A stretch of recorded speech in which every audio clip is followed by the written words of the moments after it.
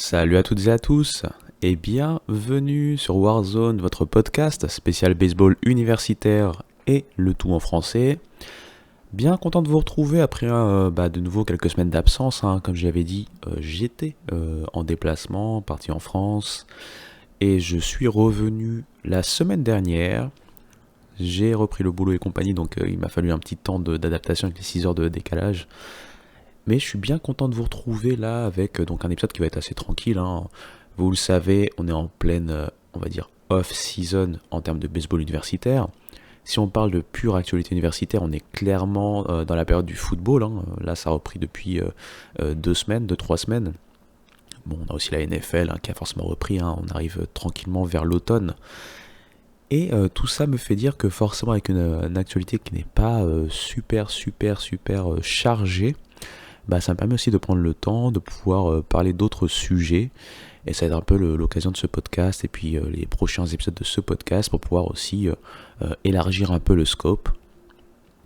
Avant de commencer, comme d'habitude, le petit instant promo. Vous pouvez retrouver cet épisode et tous les précédents sur toutes vos plateformes d'écoute préférées, ainsi que sur YouTube. Et de même, le Homera, vous me retrouvez sur tous les réseaux sociaux, même si c'est vrai que comme souvent, je ne parle pas beaucoup, je ne communique pas beaucoup, si ce n'est partager mes posts principalement ou reposter des choses. En tout cas, on va pouvoir y aller sans plus tarder. Allez, c'est parti!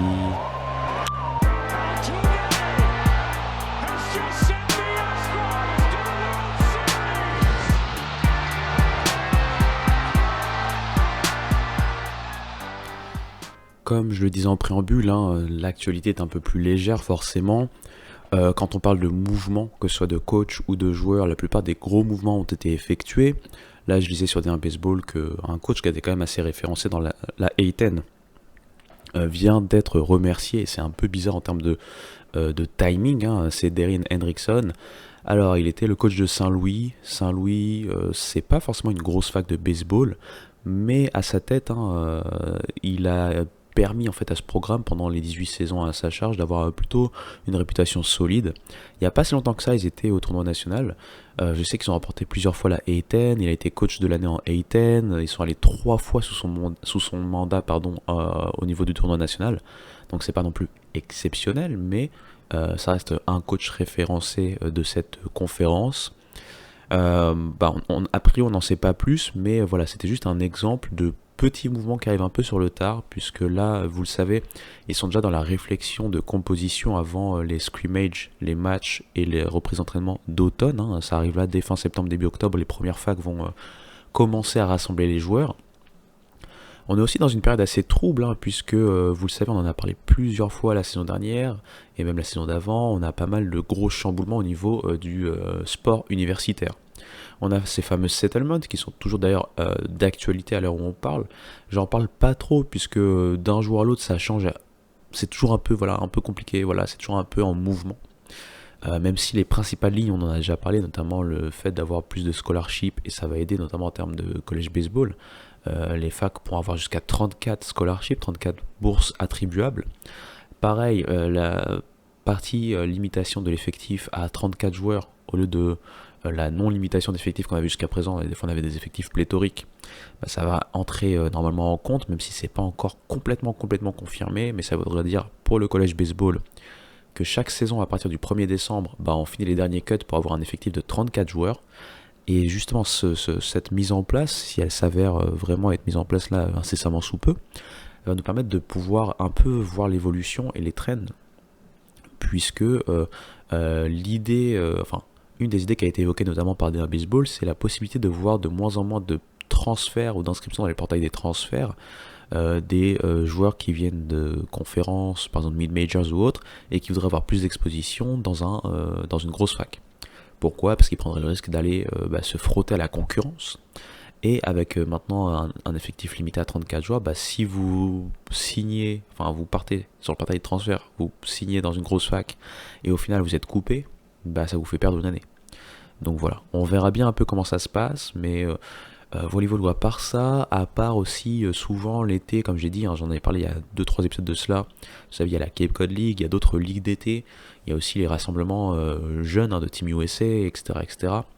Tout ceci permet aux joueurs de rester actifs, tout ceci permet aux scouts de continuer à prendre des notes, et donc c'est clairement l'actualité qui reste pendant cette période un peu plus morte, là où on va voir les scouts pouvoir nous donner leurs réponses concernant ce qu'ont fait les joueurs, qui étaient des fois des joueurs qui rongeaient leurs freins pendant la saison régulière dans les grosses facs, ou d'autres joueurs qui veulent se montrer pour pourquoi pas essayer de changer de statut avant de s'inscrire pourquoi pas les années suivantes dans des grosses facs, etc. etc. Et donc on a beaucoup de ces rapports qui arrivent devant nos yeux de nos jours grâce à Internet et grâce aux différents médias qui s'y attellent et qui s'en occupent. Mais encore une fois, c'est des choses un peu plus, on va dire, de nerd, de geek. Donc je pense pas que ce soit quelque chose qui en podcast est une grosse valeur. Peut-être qu'avant les rapports d'automne, je ferai un petit rappel des joueurs, des 2-3 joueurs à suivre parmi les grosses facs et compagnie, et peut-être aussi un premier point sur les joueurs à suivre vis-à-vis de la draft. Mais on n'ira pas trop dans le détail vis-à-vis de tout ça. Donc avec une actualité aussi peu fournie, ça me fait penser que cet épisode peut être l'occasion de vous impliquer un peu plus. L'idée en fait que j'ai envie d'énoncer, c'est de voir s'il n'y a pas un moyen d'interagir un peu plus, de pouvoir avoir vos retours de manière peut-être encore plus interactive que sur les réseaux sociaux. Par exemple, au lieu de juste parler sur Twitter, je me suis demandé est-ce que ça serait intéressant, pourquoi pas, de faire des petites sessions live, que ce soit sur Instagram, sur TikTok pour ceux qui utilisent TikTok. Est-ce qu'il y a une idée, est-ce qu'il y aurait un intérêt à pouvoir se réunir et parler de baseball même en général, pas forcément de college baseball.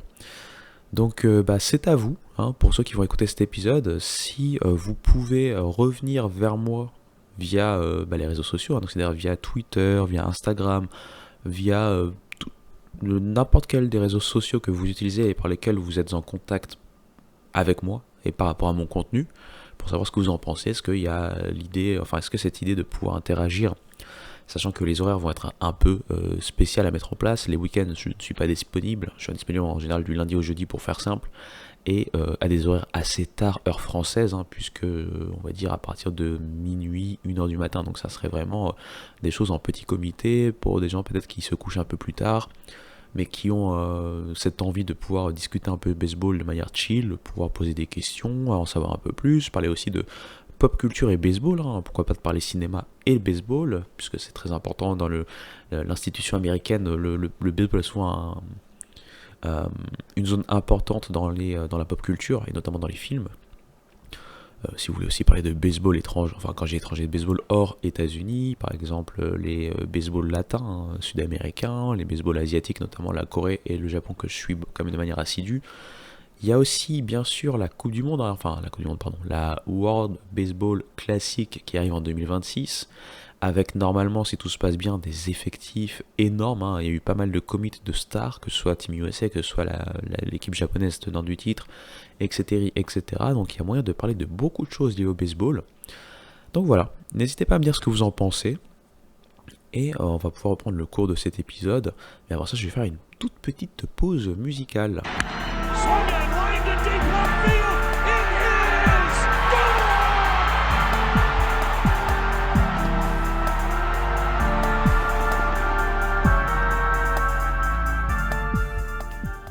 Donc me voici de retour et j'ai envie de parler d'un sujet particulier puisqu'on en a beaucoup parlé dès qu'on a su qu'il allait venir du côté du college baseball et du côté de la NCAA. C'est bien sûr Rintaro Sasaki. Je voudrais faire en fait un petit point pour parler un peu de sa saison, refaire un peu l'historique, le déroulé de cette saison et surtout voir un peu quel est l'état d'esprit de Rintaro Sasaki, donc après la saison, qu'est-ce qu'il va pouvoir faire et rappeler un peu quel est l'impact et quel peut être l'impact au niveau nippon des performances de ce dernier. Donc on va rappeler très rapidement la petite histoire. Je le rappelle, Rintaro Sasaki, c'est ce gros prospect lycéen japonais qui a fait des étincelles au Summer Koshien, donc le tournoi référent lycéen japonais, et qui avait un peu surpris tout son monde alors qu'on voyait en lui donc cette future star qui allait être très certainement prise en tant que numéro 1 au niveau de la draft NPB. Il a trompé tout son monde en décidant de partir du côté des États-Unis et donc de commit du côté de Stanford. Stanford, en plus, c'est pas n'importe quelle fac. C'est une fac où l'accessite au niveau académique est quand même assez compliqué, assez important quand on est là-bas. Il faut savoir qu'au niveau académique, on vous demande beaucoup de choses, ce qui est normal également. Il y a un certain statut pour Stanford. Et surtout, c'était voilà, une vraie décision, un vrai risque pris, puisque au lieu de s'assurer une place tranquille en tant que vraiment future grosse star de la NPB, pouvoir suivre le chemin habituel et après pourquoi pas être posté vers la MLB, il a décidé vraiment de prendre voilà, le taureau par les cornes, de tenter un all-in en se disant que voilà, il va pouvoir profiter de ses années universitaires pour s'adapter à la culture, au style, à quelque part l'isolement, à l'éloignement et toutes ces métriques qu'on ne prend pas forcément en compte au niveau mental également pour un athlète de haut niveau, et que ce temps qu'il risque entre guillemets de perdre en tant que joueur universitaire avec l'adaptation qu'on doit imaginer, bah, il le gagnerait en pouvant être drafté à sa sortie de l'université. Je rappelle d'ailleurs au passage que cette hype, il a aussi su la maîtriser comme il le faut en termes de communication, puisque je le rappelle, il y avait eu pas mal de d'échos lorsqu'il a pris sa décision, puisque il avait utilisé, on va dire, une sorte de promo via un vidéomontage qui était très important, qui voulait dire pas mal de choses en termes de symbolique. Pour la petite histoire, il avait, on va dire, accroché son nom en termes de promotion au comte Katsu Yasuyoshi. Donc c'était le capitaine d'un bateau, le Kanrin Maru, qui était le premier bateau qui avait atteint la côte ouest américaine. Et c'était sa façon à lui de dire via cette symbolique assez importante en termes de diplomatie culturelle qu'il allait donc franchir le Pacifique et arriver du côté des États-Unis. Il faut le savoir, le comte Katsuya Tsuyoshi, il avait fait ce voyage, je pense, en 1860. Et surtout, son nom de famille, c'est ce que j'avais noté sur le Japan Times, son nom de famille, c'est Rintaro, comme Rintaro Sasaki. Le monde est bien fait. On le sait, avec cette décision, il y a forcément, comme je l'ai dit, un impact important, un impact impressionnant, puisque si, clairement les questions sont posées, si il venait à réussir son passage universitaire et donc faire cette transition et après être drafté, ça allait ouvrir la porte à beaucoup de jeunes top prospects lycéens qui finissent le Summer Koshien et qui pourraient donc se montrer sur les radars des collèges, enfin des universités américaines pour pouvoir, pourquoi pas, suivre ce chemin. Par contre, dans le cas contraire, bien entendu, ça pourrait marquer un frein à cette idée de pourquoi pas changer les choses et oublier un peu ce step ou cette partie NPB puis posting et partir du coup directement dès la fin du lycée et le début de l'université vers le pays de l'oncle Sam. Donc sur ses épaules, il y a beaucoup de pressions qui sont inhérentes à cette décision. Et maintenant, qu'est-ce qu'il a fait cette saison? Qu'est-ce qui s'est passé pour Rintaro Sasaki cette saison? Écoutez, on va être clair et net, je vais pas vous faire un gros suspense. Il a eu une saison très moyenne, on va dire c'est vraiment une saison d'adaptation. Puisque si je vous donne d'abord ses stats de manière assez brute, il a donc joué 52 matchs, 236 plate appearances, 201 at-bat, et il a frappé 54 coups sûrs, ce qui lui fait une moyenne à la batte de .269. Alors .269 au niveau NCAA, quand on parle de gros prospects, c'est plutôt très moyen, c'est plutôt assez en deçà de ce qu'on peut imaginer pour ce type de prospect. En termes d'OBP, c'était .377. En termes de scoring percentage, c'est .413. En termes d'OPS, donc c'est un .790. Donc là, encore une fois, on peut dire que c'est plutôt très moyen. Au niveau de ses totaux, il a réussi à frapper 7 home runs, produire 41 points. Donc 41 points produits. Il a réussi à voler une base en 2 tentatives. Clairement, le vol de base, c'est pas forcément ce sur quoi on va l'attendre. Et il avait un ratio but sur balle strikeout de 25 buts sur balle pour 47 strikeouts. Donc encore une fois, rien de rédhibitoire non plus, ça n'a pas été non plus une saison catastrophique, c'est juste que ça a été une saison, comme on peut vous l'imaginer, comme on peut le dire, d'adaptation. Si on retrace un peu plus la narrative et la partie, on va dire, chronologique des choses, bon, Ça a commencé très timidement, très clairement. C'était un joueur qui a décidé de prendre l'approche, ok, je vais tenter le contact plutôt que la frappe de puissance au départ. Par contre, il a eu un premier match où les gens ont vraiment commencé à se hyper. Bon, ça n'a pas forcément suivi sur le reste de la saison. C'est cette fameuse série face à Duke. Face à Duke, alors que les 16 premiers matchs n'avaient pas frappé un seul home run, il va réussir un premier home run dans un match au niveau de la 5e manche. Puis dans ce même match, il va réussir un 3-run home run dans la 8e manche. Ce qui va permettre de gagner avec un run rule.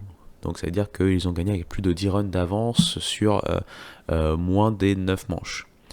À ce moment-là, on s'est dit, ah, ça y est, il est parti, on va pouvoir voir maintenant de quoi Sasaki est vraiment capable et que cette tornade Sasaki va vraiment prendre d'assaut la NCAA.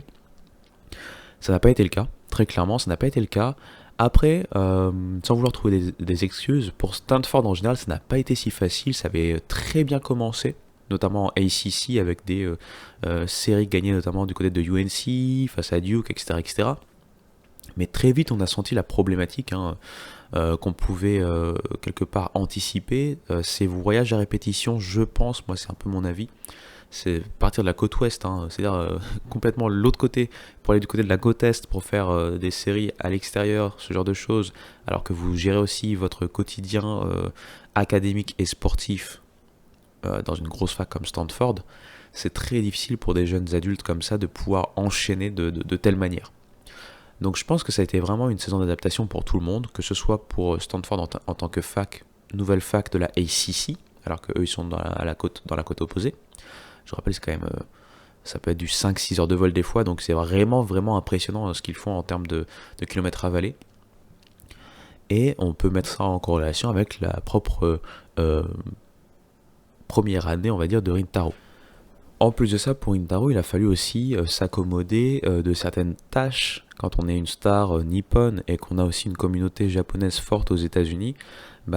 Ses déplacements, ses matchs à domicile, ses entraînements, toute cette partie a été aussi, on va dire, un peu embêtée, entre guillemets, ou perturbée par la ferveur nippone, avec beaucoup de gens qui venaient à chaque fois, des fans essayer de le voir, prendre des photos, des autographes, etc.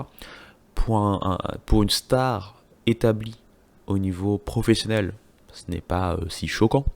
Pour un joueur universitaire qui doit aussi concilier, comme j'ai dit, tous ses déplacements, toute cette adaptation aussi à une nouvelle culture, un nouveau pays, et en plus ça dans une fac qui académiquement ne vous laisse pas le droit à l'erreur, je pense qu'il faut quand même aussi peser cette partie-là et mettre cette partie-là dans l'équation de tout ce qui peut expliquer un peu cette saison.